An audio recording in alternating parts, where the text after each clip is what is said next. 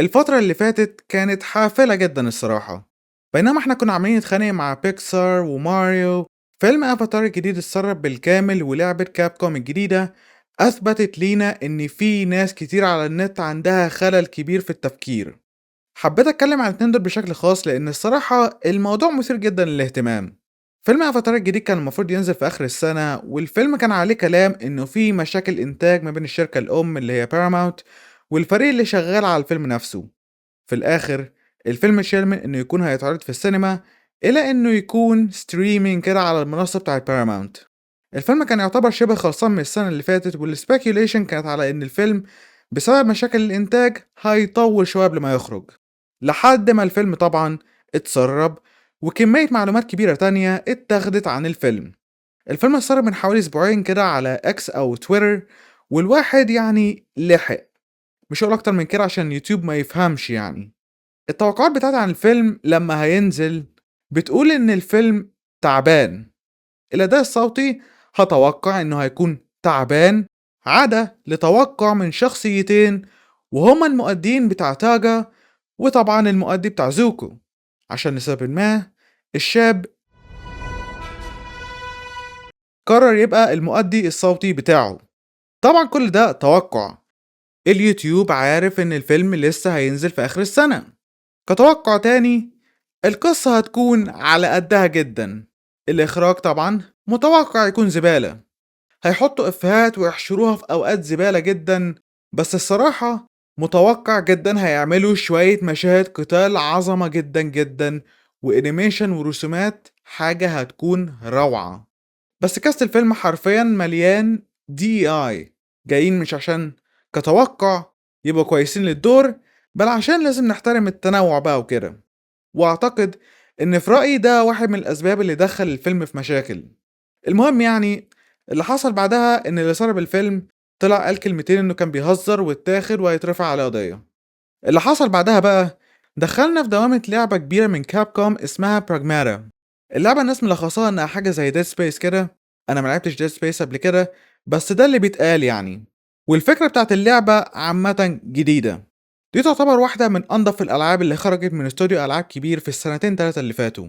كونها لعبة جديدة بفكرة مختلفة تماما، وبتوفر تجربة روعة جدا وممتازة. سيبنا بقى من كل الكلام ده، وان كاب كوم عاملين عظمة في اول 4 شهور من 2026. احنا هنا بنتكلم على ان اللعبة بتنحاز ناحية الابوة. اللاعب بيلعب اللعبة ديت وبيكون في شخصية جانبية مساعدة. هي روبوت ذكاء اصطناعي بس متصممة على اساس انها بنت صغيرة. فاللعبة بتميل ان الروبوت او الذكاء الاصطناعي ده بتستكشف العالم مع اللاعب.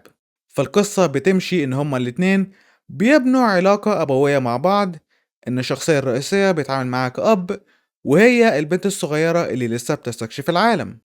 حاجة حرفيًا ما فيهاش أي حاجة إطلاقًا، اللي هو نضيفة، حاجة بريئة.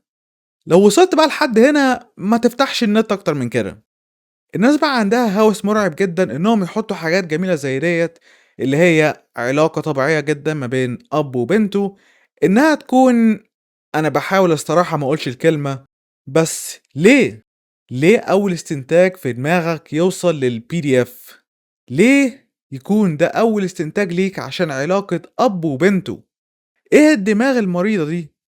في أشباه بشر كتير على النت خرجوا الفترة اللي فاتت عشان يثبتوا إن في ناس كتير عندها استعداد تستغل أي حاجة ضد الرغبة الطبيعية بتاعة الإنسان عشان تحولها لخيال مريض. اللقب ده لما قعد يترمي عشوائي على السوشيال ميديا، أصحاب الأكونتات المرضى دول اتاخدوا غسيل ومكوى على السوشيال ميديا وحتى من كابكوم نفسهم. وطبعا لو انت فاهم، التوقع هنا انهم رجعوا على ريدت وقعدوا يقولوا ان اللعبة ديت زبالة، واي حد بيحب اللعبة ديت يعتبر PDF. واي حد طبعا كان بيحاول يرد عليهم عشان يعرفهم مقامهم، الكومنت بتاعهم كان بيتمسح او يتعمل له داون فوت بالعبيط، عشان طبعا انت اكيد يعني مش هتعلي علينا. ريدت عبارة عن صندوق زبالة، مستنقع كبير قوي للمجتمعات اللي زي ديت.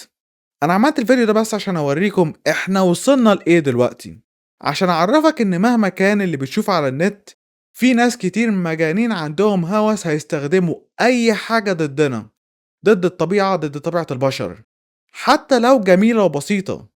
هم اشباه بشر وهيفضلوا اشباه بشر. لو ما كنتش بنفس تفكيرهم هينفوك.